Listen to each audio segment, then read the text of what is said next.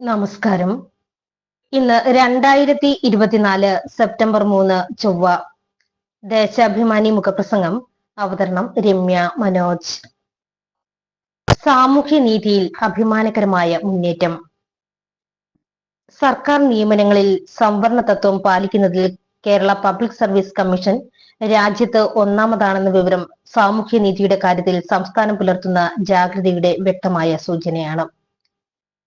ചരിത്രപരമായ കാരണങ്ങളാൽ നൂറ്റാണ്ടുകളായി സാമൂഹ്യ അന്തസ്സും അവസരങ്ങളും നിഷേധിക്കപ്പെട്ട വലിയൊരു വിഭാഗം ജനതയ്ക്ക് നീതി ലഭ്യമാക്കുന്നതിൽ കേരളം മുന്നിൽ നിൽക്കുന്നു എന്നതിൽ നമുക്ക് അഭിമാനിക്കാം. കഴിഞ്ഞ വർഷം സംസ്ഥാനത്ത് സർക്കാർ സർവീസിൽ നടന്ന 34,110 നിയമനത്തിൽ 11,921 പേർ OBC വിഭാഗത്തിൽ നിന്നും 2,673 പേർ പട്ടികജാതി വിഭാഗത്തിൽ നിന്നും 2,260 പേർ പട്ടികവർഗ വിഭാഗത്തിൽ നിന്നുമാണ്. രാജ്യത്ത് ഏറ്റവും കൂടുതൽ ജനങ്ങളുള്ള സംസ്ഥാനമായ ഉത്തർപ്രദേശിൽ ഒരു വർഷത്തിനിടെ സർക്കാർ സർവീസിൽ ആകെ നിയമിച്ചത് 4,120 പേരെയാണ്. അതിൽ പട്ടികവർഗക്കാർ 47 പേർ മാത്രം, പട്ടികജാതിക്കാർ 685, OBC വിഭാഗത്തിൽ നിന്ന് 948 പേരും. ഉയർന്ന ശമ്പളം ലഭിക്കുന്ന ഗ്രൂപ്പ് A, B വിഭാഗങ്ങളിൽ ജോലി ലഭിച്ച സംവരണ വിഭാഗത്തിൽപ്പെട്ടവരുടെ എണ്ണമാകട്ടെ തീരെ കുറവും. ഗ്രൂപ്പ് A തസ്തികയിൽ പട്ടികവർഗത്തിൽ നിന്ന് നിയമനം ഒരാൾക്ക് മാത്രം.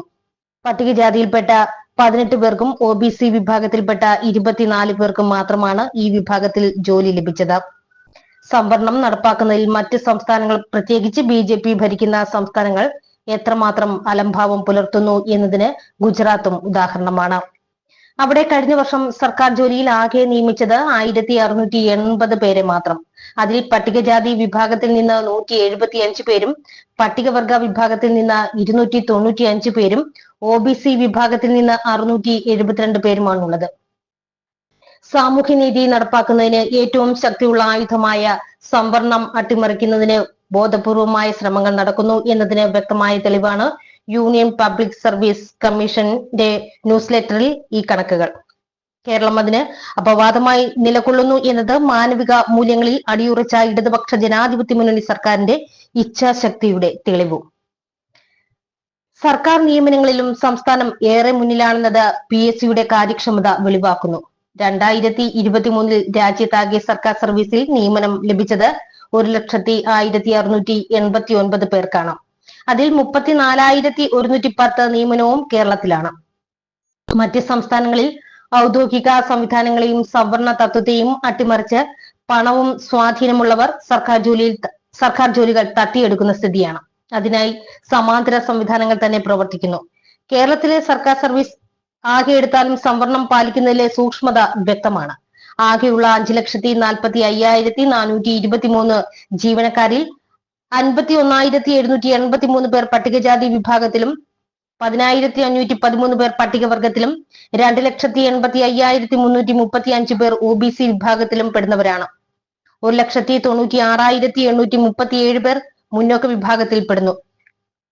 സംവരണത്തിനെതിരായ വാദങ്ങൾ ശക്തി പ്രാപിക്കുന്ന ഒരു കാലഘട്ടത്തിലാണ് സംവരണത്തിന്റെ നീതി നന്നായി മനസ്സിലാക്കിയ ഒരു സർക്കാർ ഭരിക്കുന്ന കേരളം ഇക്കാര്യത്തിൽ പ്രായോഗിക തലത്തിലും ഏറെ മുന്നേറുന്നു എന്ന വിവരം പുറത്തുവരുന്നത്. കമ്മ്യൂണിസ്റ്റ് പ്രസ്ഥാനവും ശ്രീനാരായണ ഗുരുവിനെ പോലുള്ള സാമൂഹിക പരിഷ്കർത്താക്കളും തുടക്കമിട്ട നവോത്ഥാനത്തിന്റെ വഴികളിലൂടെ സംസ്ഥാനത്തെ കൈപിടിച്ചു നടത്തുകയാണ് LDF സർക്കാർ എന്നത് വലിയൊരു വിഭാഗം ജനതയ്ക്ക് നൽകുന്ന പ്രത്യാശ ചെറുതല്ല.